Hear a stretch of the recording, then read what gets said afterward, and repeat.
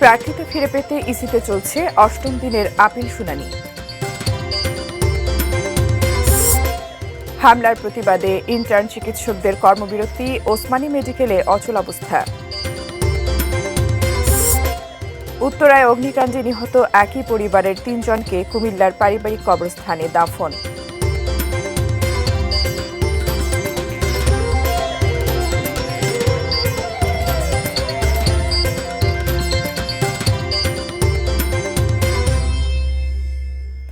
ATN news দেখছেন। আমন্ত্রণ জানাচ্ছি দেশের খবরে, সঙ্গে আছি ফারহিন টুম্পা। এতক্ষণ নাসির সিনটেক্স অ্যালুমিনিয়ামের সৌজন্যে শিরোনামগুলো দেখছিলেন। বিস্তারিত শুরুতেই বেলামের সৌজন্যে জাতীয় নির্বাচন ও গণভোটের খবর।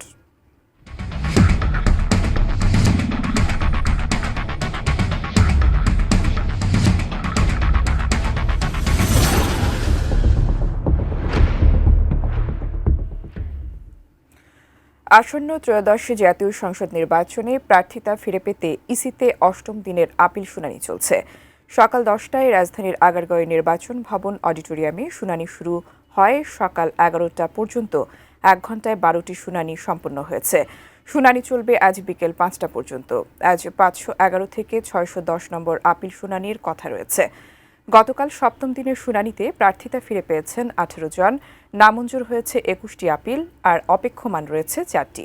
এ নিয়ে 7 দিনে প্রার্থিতা ফিরে পেলেন মোট 353 জন। প্রার্থিতা প্রত্যাহারের শেষ তারিখ 20 জানুয়ারি। রিটার্নিং কর্মকর্তা চূড়ান্ত প্রার্থী তালিকা প্রকাশ করে প্রতীক বরাদ্দ করবেন 21 জানুয়ারি। নির্বাচনী প্রচার শুরু হবে 22 জানুয়ারি থেকে। ত্রয়োদশ জাতীয় নির্বাচনের ভোট গ্রহণ হবে আগামী 12 ফেব্রুয়ারি। একটা তথ্য বা সংবাদ প্রচারের মাধ্যমে মানুষের সামনে আমার ভাবমূর্তি ক্ষুণ্ণ করার চেষ্টা করা হয়েছে এবং আমাকে আমার নির্বাচনী যেই প্রস্তুতি সেখান থেকে আমার মনোযোগ ভিন্ন দিকে ডাইভার্ট করার চেষ্টা করা হয়েছে এবং নির্বাচন কমিশনের পক্ষ থেকেও যাচাই বাছাই না করে অথবা ন্যূনতম যোগাযোগ না করেই আমাকে শোকজ নোটিশ দেওয়া হয়েছে।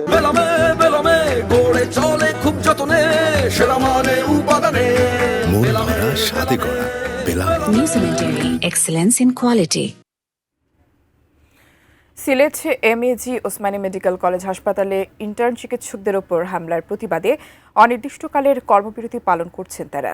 সকাল 6টা থেকে কর্মবিরতিতে রয়েছেন ইন্টার্ন চিকিৎসকরা। তারা জানিয়েছেন, শুক্রবার রাতে হাসপাতালের সার্জারি ওয়ার্ডে চিকিৎসায় অবহেলার অভিযোগ তুলে এক রোগীর স্বজনরা ডিউটিরত ইন্টার্ন চিকিৎসকদের ওপর হামলা চালায়। এতে এক নারী চিকিৎসক আহত হন। এ ঘটনার প্রতিবাদে হাসপাতালের ইন্টার্ন চিকিৎসকরা দোষীদের গ্রেপ্তার ও দৃষ্টান্তমূলক শাস্তির দাবিতে অনির্দিষ্টকালের জন্য কর্মবিরতির ঘোষণা করেন। এতে সকাল থেকে কিছুটা ব্যাহত হচ্ছে চিকিৎসা সেবা।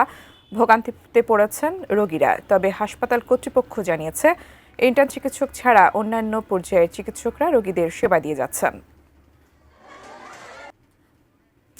দেশের খবরে এ পর্যায়ে বিরতি নিচ্ছি, সঙ্গে থাকুন।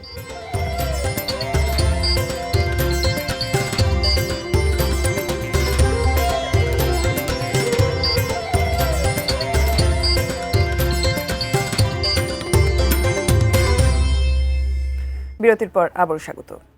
বাবা মা সন্তান পাশাপাশি শেষ শয্যা হলো 3 জনের।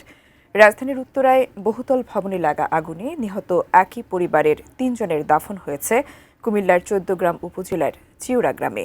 সকালে নামাজে জানাজা শেষে কাজীবাড়ির পারিবারিক কবরস্থানে কাজী ফজলে রাব্বি, তার স্ত্রী আফরোজা বেগম সুবর্ণা এবং তাদের সন্তান কাজী ফায়াজুর রিশানকে দাফন করা হয়।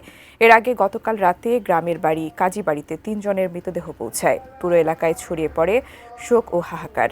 রাতেই প্রথম জানাজা অনুষ্ঠিত হয় কুমিল্লা নগরীর দারোগা বাড়ি মাজার প্রাঙ্গণে। গতকাল সকালে রাজধানীর উত্তরার 11 নম্বর সেক্টরের একটি 6তলা ভবনের দোতলায় আগুন লেগে 6 জনের মৃত্যু হয়। তাদের মধ্যে স্ত্রী সন্তান সহ কাজী ফজলে রাব্বি মারা যান। ফজলে রাব্বি কুমিল্লার 14গ্রাম উপজেলার চিওরা গ্রামের কাজী খোরশিদুল আলম ও ফেরদৌস আরা বেগম দম্পতির একমাত্র ছেলে ছিলেন। চট্টগ্রাম কাকতিয়া আলিয়া গাউসুল আজম দরবার শরীফে পবিত্র মিরাজুন নবী সাল্লাল্লাহু আলাইহি সাল্লাম ও ইসালে সাওয়াব মাহফিল অনুষ্ঠিত হয়েছে। শুক্রবার দিন ও রাত ব্যাপী এই মাহফিলের দরবার শরীফের মোর্শেদে আজম প্রধান অতিথির বক্তব্য রাখেন। মাহফিলে এবছর তেলাওয়াতে সিজদা সহ খতমে কুরআন আদায়ের সংখ্যা ছিল 28,012টি ও খতমে তাহলিল 1,094টি। শনিবার বাদ ফজর মিলাদ কিয়াম শেষে দেশ, জাতি ও বিশ্ব মুসলিম উম্মার সুখ, শান্তি ও সমৃদ্ধি কামনা করে আখেরি মোনাজাতের মধ্য দিয়ে মাহফিল শেষ হয়। দেশের খবরে আবারও বিরতি নিচ্ছি, সঙ্গেই থাকুন।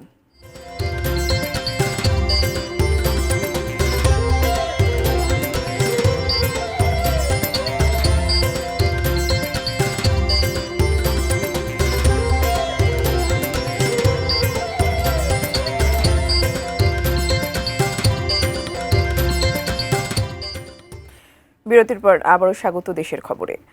নিজেদের সুরক্ষা, সমতা আর ন্যায্য অধিকার প্রতিষ্ঠার নিশ্চয়তা চান ব্রাহ্মণবাড়িয়ার নারী ভোটাররা।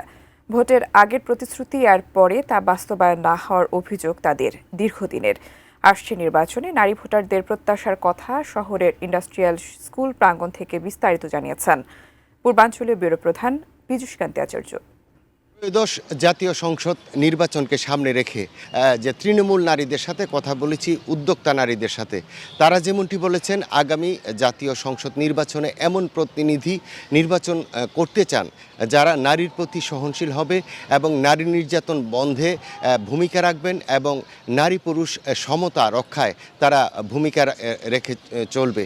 যারা উদ্যোক্তা নারী রয়েছেন তারা যেমনটি বলছেন যে এই শিল্পায়ন যেন হয়, যে ব্রাহ্মণবাড়িয়া কিন্তু শিল্পায়নের খুব একটা সুযোগ নেই, এই শিল্পায়নের দিকে যেন গুরুত্ব দেওয়া হয়, যিনি নির্বাচিত হবেন তিনি যেন শিল্পায়নের ব্যাপারে গুরুত্ব দেন এবং এখানে নারীদের কর্মসংস্থানের ব্যাপারে যেন তারা কাজ করেন, এই বিষয়টি তারা বলছে। কাজ করার জন্য উপযুক্ত পরিবেশ, যেমন বাচ্চা কাচ্চা নিয়ে ওনারা কাজ করতে পারে না নারীরা, ওদের জন্য বাচ্চাদের রাখার জন্য একটা ব্যবস্থা করবে। নারীদের কাজের জায়গাটাও হবে সুন্দর। পরিবারে নারীরা মুখ বন্ধ করে অনেক কিছু সহ্য করতেছে, এইগুলো সরকার বুঝবে। নারীদের বিষয়ে মূল্যায়ন হলে পুরুষরা বুঝবে যে নারীদের মূল্যায়ন হচ্ছে। কর্মক্ষেত্রে নারীদের জন্য নারীদের যেন কোনো বৈষম্যের শিকার না হয়, যৌন নির্যাতনের শিকার না হয় এবং এক মানে সমতা যেন থাকে, এই বিষয়টি কিন্তু তারা আমার কাছে বলেছে এবং তারা চাচ্ছেন নারী বান্ধব একটি সরকার আসুক। শেষ করব দেশের খবর, তার আগে নাসির সিনট্যাক্স অ্যালুমিনিয়ামের সৌজন্যে শিরোনামগুলো জানাবো আরও একবার।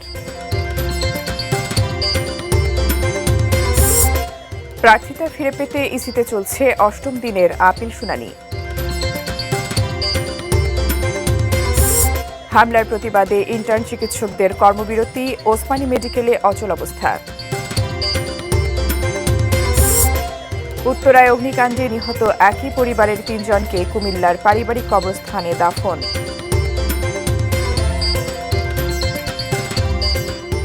এই ছিল দেশের খবরে, সঙ্গে থাকার জন্য ধন্যবাদ সবাইকে।